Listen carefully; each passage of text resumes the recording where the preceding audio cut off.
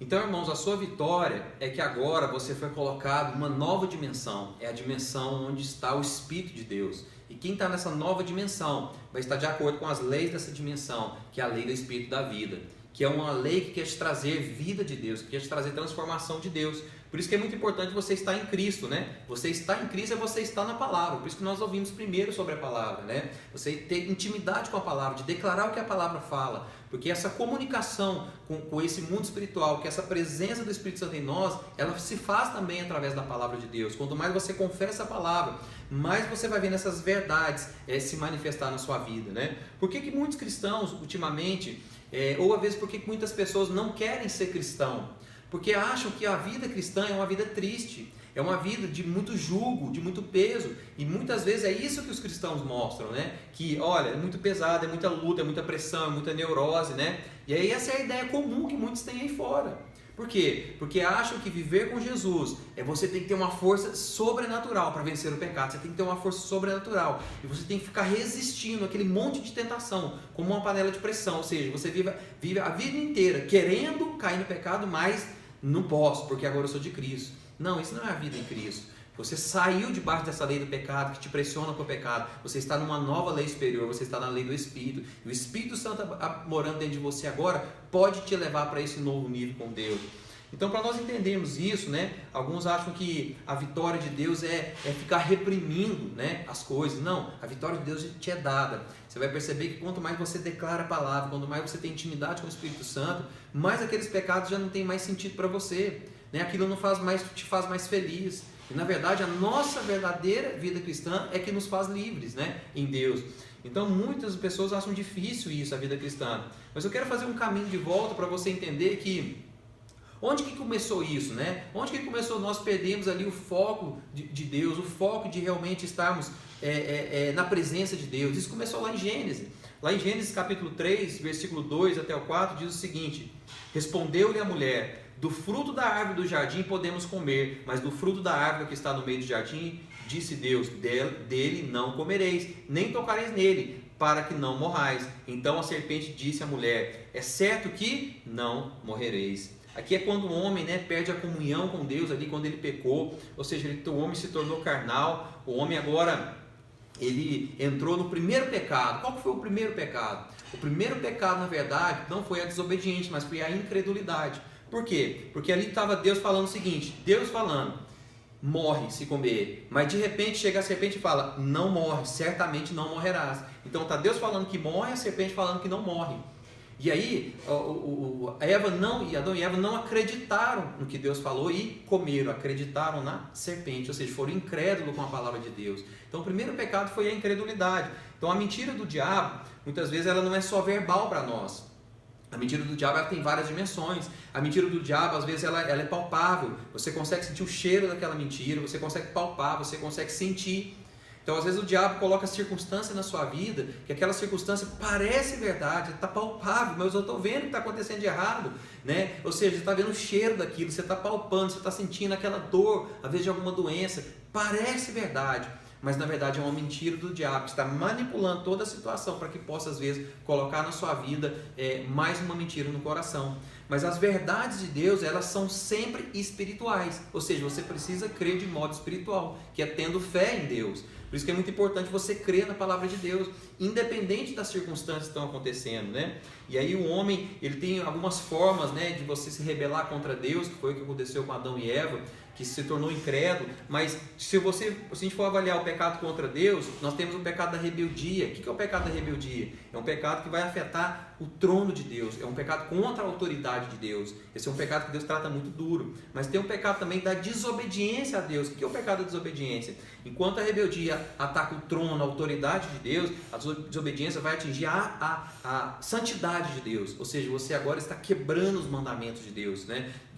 Muitas vezes você não está indo contra Deus, mas se Deus falou para você não roubar, você está roubando, né? Então você não está batendo de frente com a autoridade de Deus, querendo fazer como Lúcifer fez, né? De querer bater de frente com Deus e querer ser como Deus, né? E ali Deus teve que trazer juízo sobre a vida dele. Por isso que Deus trata muito forte a rebeldia, né? Porque se ele tratou forte com Lúcifer, ele vai ter que tratar com qualquer um agora que também entra nesse nível de pecado. E temos um pecado agora da incredulidade. O que é o pecado da incredulidade?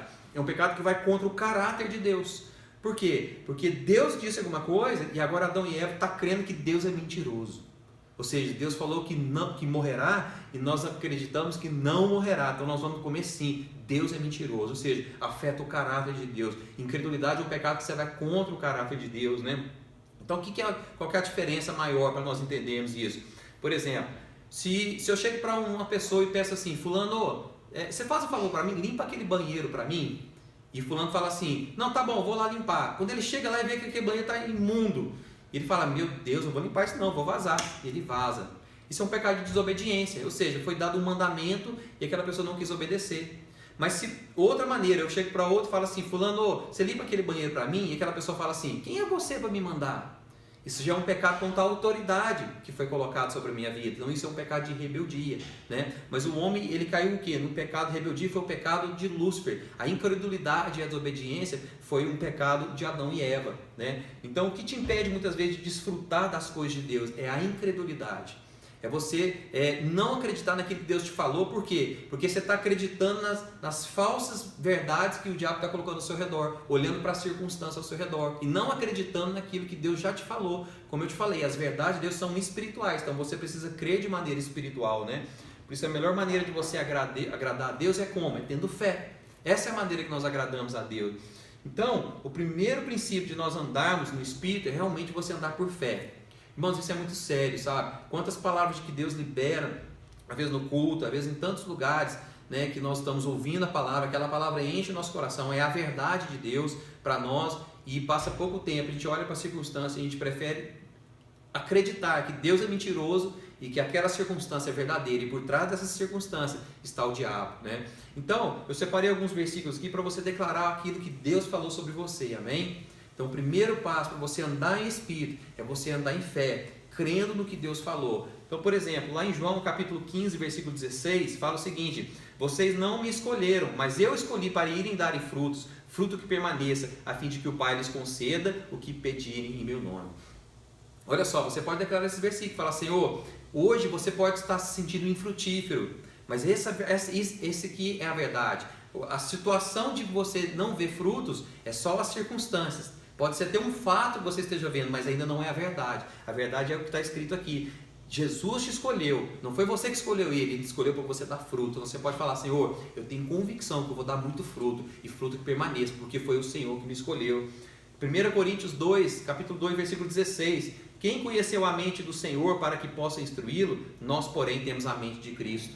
Quem sabe você está passando muita confusão na mente e você acha que Jesus não está com você. Isso são circunstâncias, são a incredulidade que está sondando o seu coração para que você deixe de acreditar no que Deus está falando na palavra. Então você pode abrir sua boca e falar assim, Senhor, não importa, Pai, se minha mente parece estar confusa, a verdade é que eu tenho a mente de Cristo. Outra coisa, João 4, versículo 34, disse Jesus, a minha comida é fazer a vontade daquele que me enviou e concluir a sua obra. Olha, se eu estou em Cristo, e a vontade de Cristo é cumprir a obra de Deus, logo a minha vontade é cumprir a obra de Deus. Quem sabe você está desanimado com a obra, deixando esse speed de incredulidade entrar no seu coração, crendo que essa circunstância, porque você passou alguma luta, você desanimou por alguma coisa, ou alguém te perseguiu, aquilo te entristeceu. Isso são só mentiras do diabo que tem as 4 dimensões, que tem todas as dimensões ali ao redor. Mas a verdade espiritual é essa, que a sua comida agora é fazer a vontade de Deus. Amém? Você crê nisso? Mas olha só o que mais diz a palavra.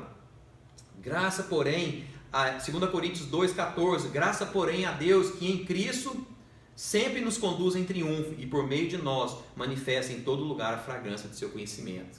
Quem sabe você tem vivido algumas derrotas, mas a palavra fala que Cristo sempre te conduz em triunfo. Então todas as coisas vão cooperar para o seu bem. Vença esse espírito de rebeldia, vença esse espírito de incredulidade. Deixa a fé de Deus, andar em Espírito, ouve o que o Espírito Santo está querendo te dizer através da palavra e creia nisso. Não olhe para a circunstância ao redor, que você vai ver a diferença na sua vida. Amém? Deus abençoe.